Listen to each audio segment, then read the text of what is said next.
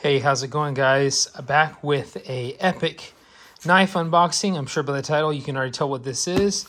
So epic, in fact, that I need to pour myself a drink. Already poured myself a little bit, but in anticipation for this unboxing, this is from Rockstead Brewery here in Oklahoma City. This is Kai Juice. If you like the really hazy tropical IPAs, this one's right up your alley. Hazy Double India Pale Ale with Pacific Sunrise, El Dorado, Vic Secret, and Idaho No. 7 hops. So I think this is going to be a good drink to accompany this unboxing. Again, Rockstead Brewery, guys. I don't know. I think you can get their stuff in Texas now. I'm not sure how far they distribute, but definitely worth the trip if you're ever in Oklahoma. Definitely my favorite brewery, and holds up to a lot of the great New England style IPAs for sure. So cheers. Cheers to you, Jason, my buddy. This is another knife supplied by him. Me and him like to do a lot of trades and keep kind of these really cool blades coming. Me and him like to do trades and swaps.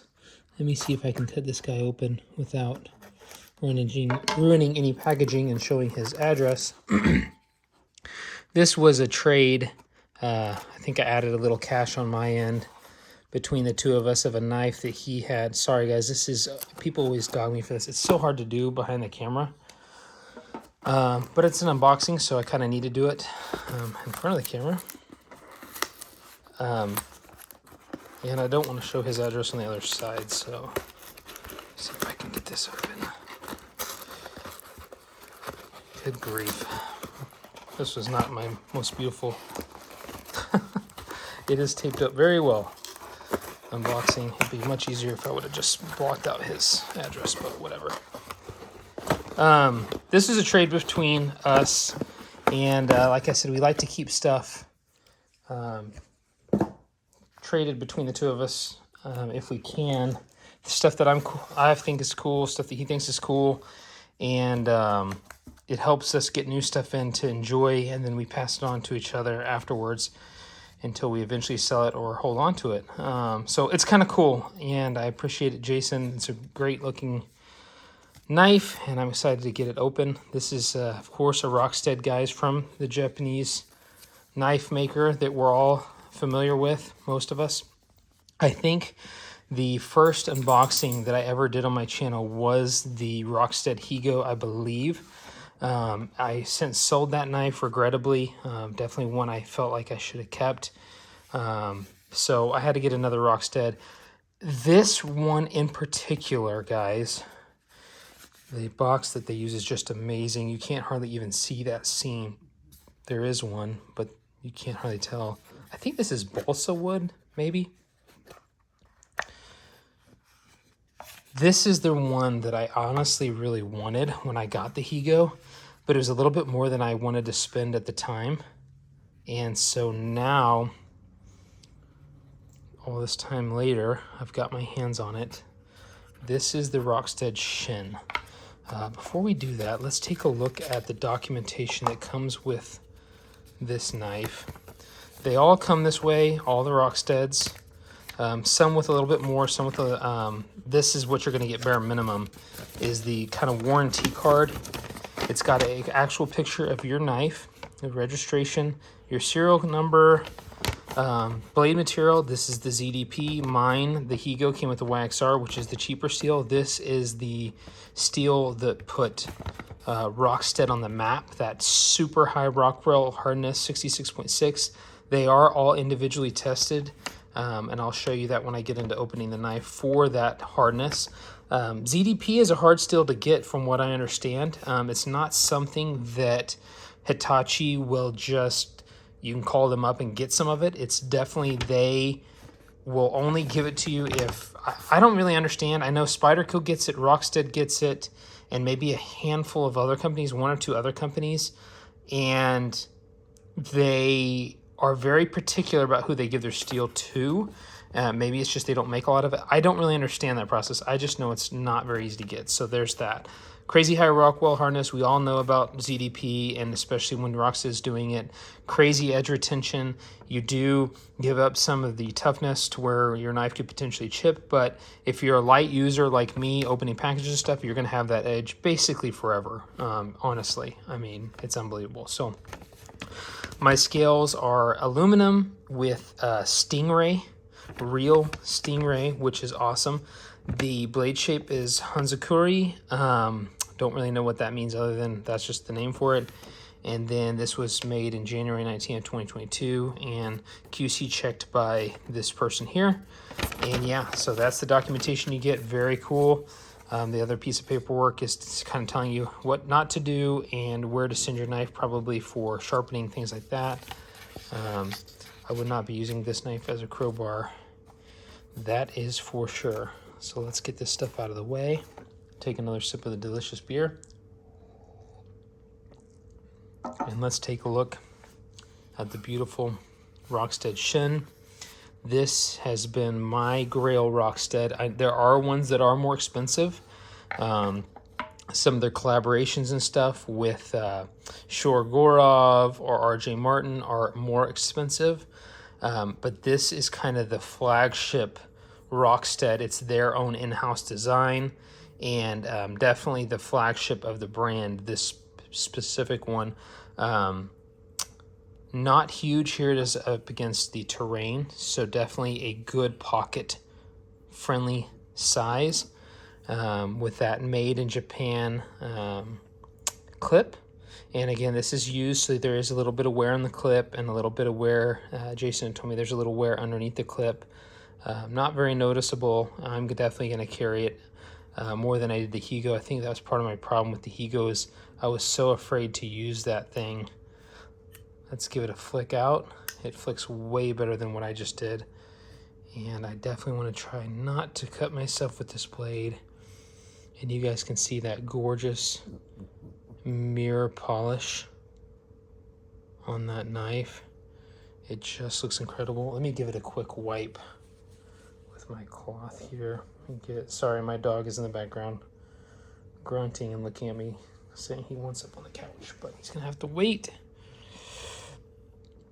There's that gorgeous hand polished blade of ZDP 189. Give me just a second, guys. I'm sorry, my dog is gonna drive me nuts.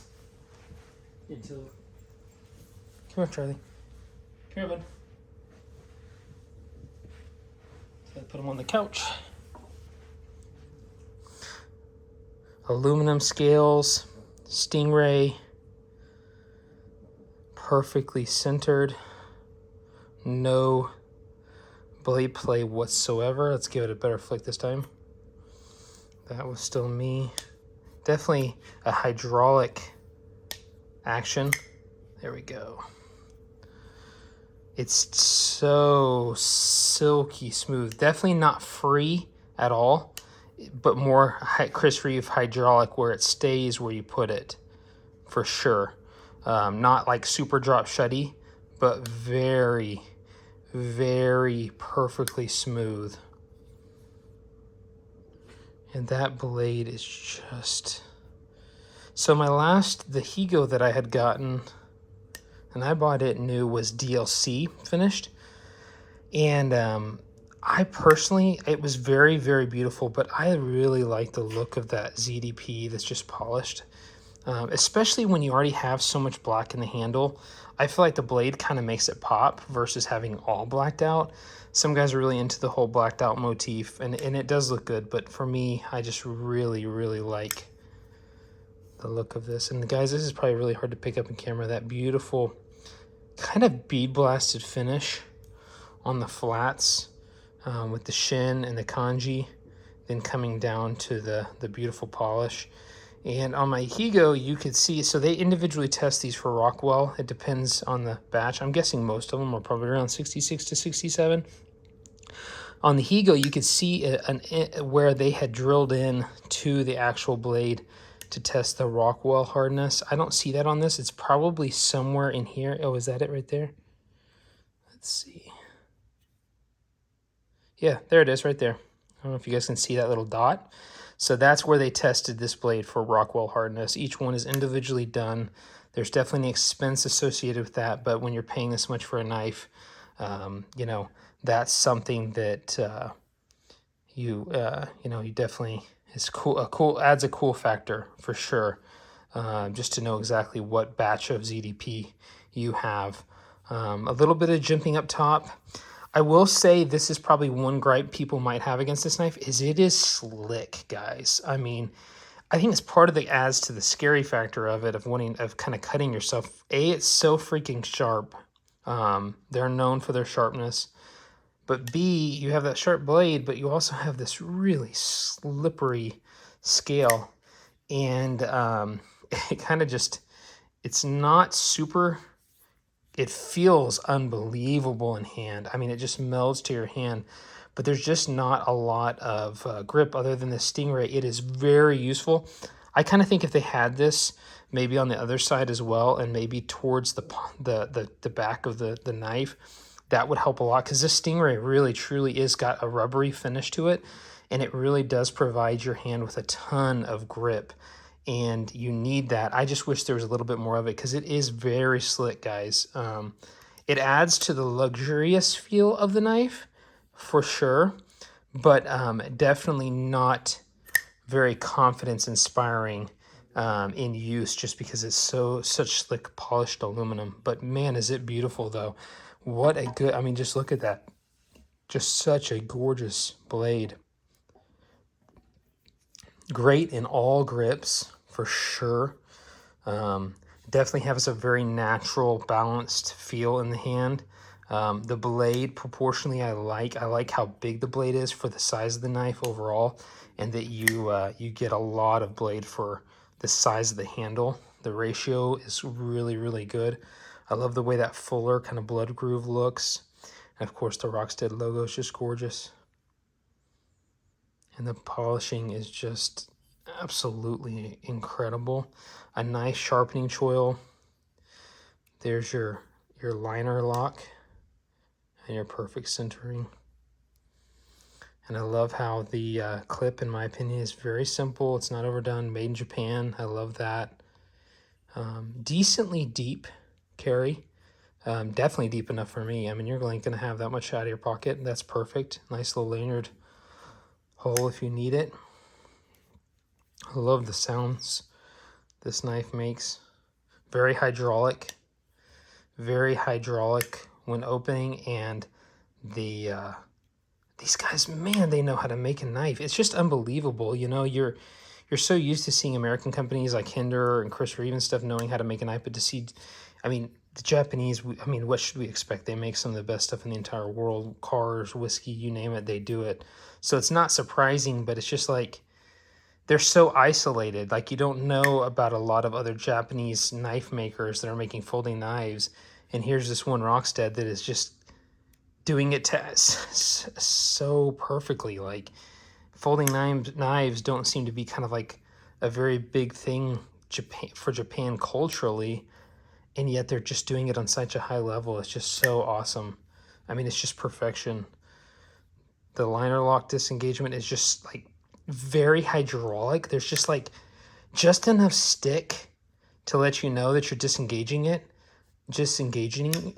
but not enough to like make you feel like you're like really prying on it. I mean, it's just, it's perfect. I mean, that's the best way to say it, is the disengagement is perfect. The hydraulic smoothness is smooth, but yet not free, but yet just goes right where you tell it. You're not afraid it's going to like slam shut and chop your finger off, which this knife definitely could do. Man, I feel this is a 15-minute long video, and I didn't really intend for it to be, but it's just such a beautiful knife. The beautiful lines. You know, some people might knock it because this isn't full titanium. I don't. I think once you get it in hand, it makes sense.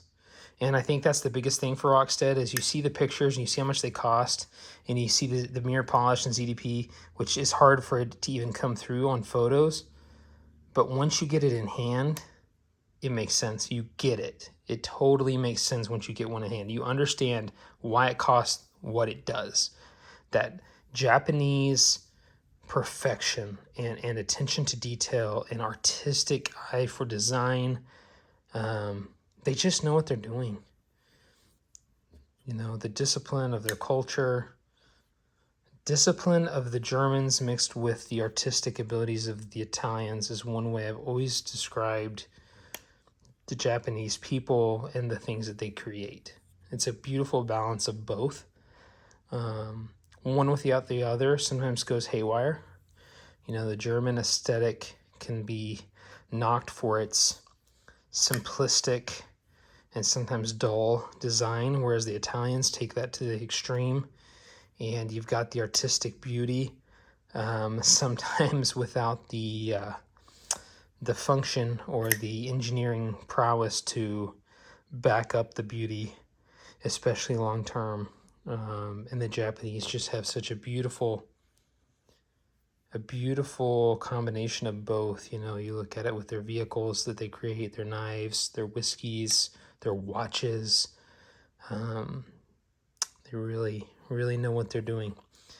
Anyways, guys, I know this is a long video, but it's a beautiful knife, and I thought that you guys would want to just see the arm candy, hand candy.